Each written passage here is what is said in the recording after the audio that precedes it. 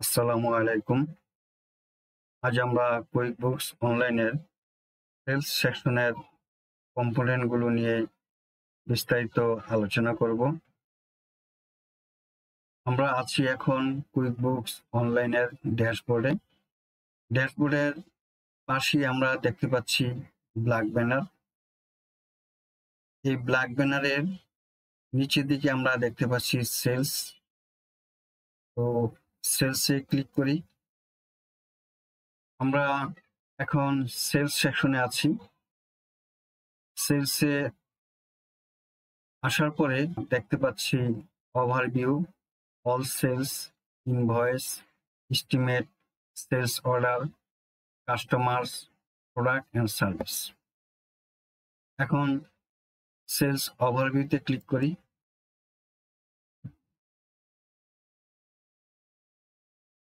Sales ওভারভিউতেও আমরা এখানে 9টা আইটেম দেখতে পাচ্ছি: customer, product or service, estimate, invoice, recurring invoice, receive payment, sales receive, bank deposit এবং ক্রিয়েট স্টেটমেন্ট।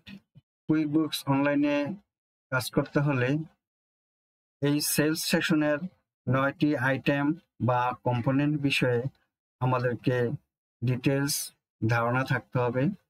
তো চলুন আমরা শুরু করি। আমরা একটু আগেই কুইক বুকস অনলাইনে এই 9টা আইটেম দেখেছি। প্রথমেই আমরা জেনে নিই যে সেলস সেকশন কি।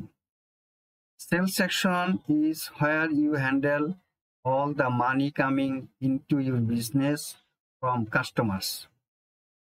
সেলস সেকশন হলো ব্যবসা প্রতিষ্ঠানের এমন একটি জায়গা যেখানে কাস্টমারের নিকট পণ্য বিক্রয়ের মাধ্যমে টাকা অর্জন করা হয়।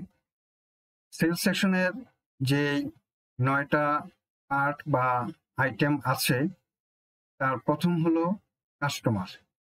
এখন জানি কাস্টমার কি।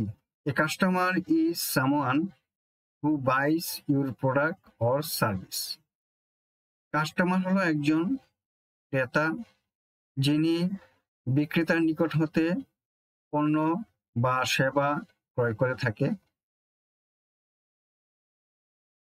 কুইক বুকস অনলাইনে কাস্টমার সেকশনে আমাকে প্রথমেই কাস্টমারের নাম, ইমেল অ্যাড্রেস, পেমেন্ট টার্মস এই সকল তথ্যগুলো অ্যাড করতে হবে। কাস্টমার সেকশনের ইনভয়েস এবং পেমেন্ট সেকশনগুলো দেখতে হবে। কাস্টমারের সাথে যত ধরনের ট্রানজ্যাকশন হবে সেই ট্রানজ্যাকশনগুলো এই কুইক বুকস অনলাইনে ক্রিয়েট করতে হবে। উদাহরণস্বরূপ, you run a toy store and sell toys to happy kids school. You add happy kids school as a customer in quick books. Happy kids school হলো একটা কাস্টমার যার নিকট আমি কোনো পণ্য যেমন টয় বিক্রি করব। তো হ্যাপি কিডস স্কুল নামে একজন কাস্টমার হিসেবে কুইক বুকস অনলাইনে ক্রিয়েট করতে হবে। 2 নম্বর হলো product or service. Product or service কি? This is what you sell, either a product or a service. Product or service হলো আমি কাস্টমারের নিকট যা বিক্রয় করতে পারি সেটা আমার উৎপাদিত পণ্য হতে পারে অথবা কোনো সেবাও হতে পারে। আমাকে কুইক বুকস অনলাইনে এই প্রোডাক্ট বা সার্ভিসের আইটেমগুলো অবশ্যই প্রোডাক্ট অ্যান্ড সার্ভিস সেকশনে ক্রিয়েট করতে হবে। Example, you sell a wooden toy car for $25. You add this as a product under product and service. Number 3, estimate. An estimate is a quote you send to a customer before doing the work or selling a product. Estimate হলো একটা coat বা quotation. আমি যখন কোনো ক্রেতার নিকট কোনো পণ্য বা সেবা বিক্রয় করব, অবশ্যই ওই ক্রেতার নিকট একটি এস্টিমেট তৈরি করে পাঠাবো, যেখানে পণ্যের সকল বিবরণ এবং মূল্য উল্লেখ থাকবে। এই এস্টিমেট ক্রেতা কর্তৃক অনুমোদিত হলেই আমি এটা ইনভয়েস করতে পারবো। Example, you tell Happy Kids School that a bulk toy order will cost $500. You send an estimate so they can approve it fast. Number 4, invoice. An invoice is a bill you send to customers when they will pay later. Invoice হলো আমি ক্লায়েন্টের নিকট যখন estimate পাঠালাম, estimate approve হওয়ার পরেই আমি সেই এস্টিমেট অনুযায়ী কাস্টমারের নিকট মালামাল সব পাঠাবো এবং সাথে একটি বিল পাঠাবো। কাস্টমার এই বিলের অ্যামাউন্ট পরবর্তীতে নির্দিষ্ট সময়ের মধ্যে পরিশোধ করবে। ইনভয়েসের ক্ষেত্রে কুইকবুকস অনলাইনে আমার কাজ হলো ডিউ ডেট সেট করতে হবে। ক্রেতা কতদিনের মধ্যে আমার এই বিল পরিশোধ করবে, ক্রেতাকে ইমেলের মাধ্যমে ইনভয়েস পাঠাতে হবে, আমাকে ট্র্যাকিং করতে হবে বিল কে পরিশোধ করলো আর কে পরিশোধ করেনি। For example, you deliver the toys to happy kids school and send them an invoice for $500 due in 15 days. এবার recurring invoice. A recurring invoice is an automatic invoice that repeats on a schedule.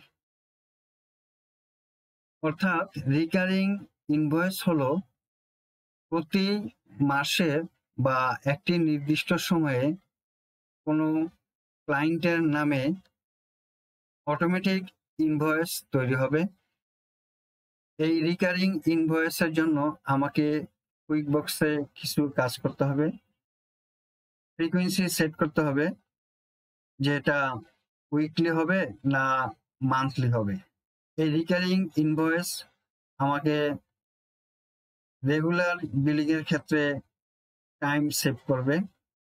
For example, you provide monthly training to a school and bill $200 every month. You set up a recurring invoice to send on the first of each month. Number 6, receipt payment. Use this when the customer pays you for an invoice. অর্থাৎ যখনই কোনো customer আমাকে কোনো ইনভয়েসের বিপরীতে টাকা পরিশোধ করবে, তখনই আমি রিসিভ পেমেন্ট করব। আমাকে কুইকবুকস অনলাইনে এই রিসিভ পেমেন্ট সংক্রান্ত কিছু কাজ করতে হবে। প্রথমে আমাকে ইনভয়েস ওপেন করতে হবে, তারপরে আমি এই পেমেন্টটা কোন মেথডে রিসিভ করেছি, cash, cheque or bank transfer, সেটা সিলেক্ট করতে হবে। পরবর্তীতে আমাকে ডিপোজিট করতে হবে। For example, happy kids school pays $500. You go to receive payment, select their name and apply it to the open invoice. Number 7, sales receipt. A sales receipt is used when the customer pays immediately, no invoice needed. কোনো পণ্য ক্রেতার নিকট বিক্রয়ের সাথে সাথেই যখন পণ্যের মূল্য পরিশোধ করে দেয়, তখনই তাকে সেলস রিসিপ্ট বলে। যেহেতু পণ্য নগদেই বিক্রি করা হয়, সেহেতু কাস্টমারের এগেনস্টে কোনো ইনভয়েস করার প্রয়োজন হয় না। এই সেলস রিসিপ্ট সংক্রান্ত কুইকবুকসে আমার কিছু কাজ করতে হয়। কুইকবুকস অনলাইনে নগদে পণ্য বিক্রয়ের ক্ষেত্রে শুধু সেলস রেকর্ড করব এবং পেমেন্ট রিসিভ করব। Example, a walk-in customer buys a toy for $25 and pays right away. You use a sales receipt instead of an invoice. Number 8, bank deposit. Once you receive payment, use bank deposit to group them, just like your bank does. অর্থাৎ যখনই আমি কোনো payment receive করব, সাথে সাথে আমি এটা bank deposit গ্রুপে পোস্টিং দিয়ে দিব।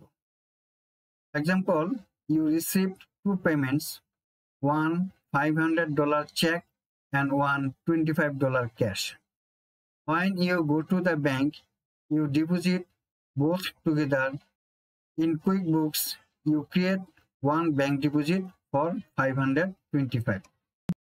Number 9, create statement.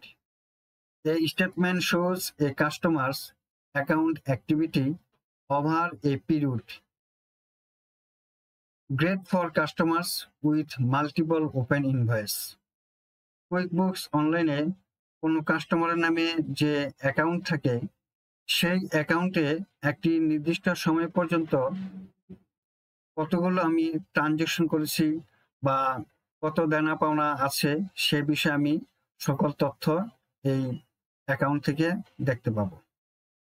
Example, QuickBooks অনলাইনে কাস্টমার সেকশনে হ্যাপি কিডস স্কুল নামে যে কাস্টমার ক্রিয়েট করা আছে, সেই কাস্টমারে ওপেন করলে আমি দেখতে পাবো কোন কোন ইনভয়েসের এগেনস্টে আমি কত টাকা পাওনা আছি সে বিষয়ে ডিটেলস দেখতে পাবো।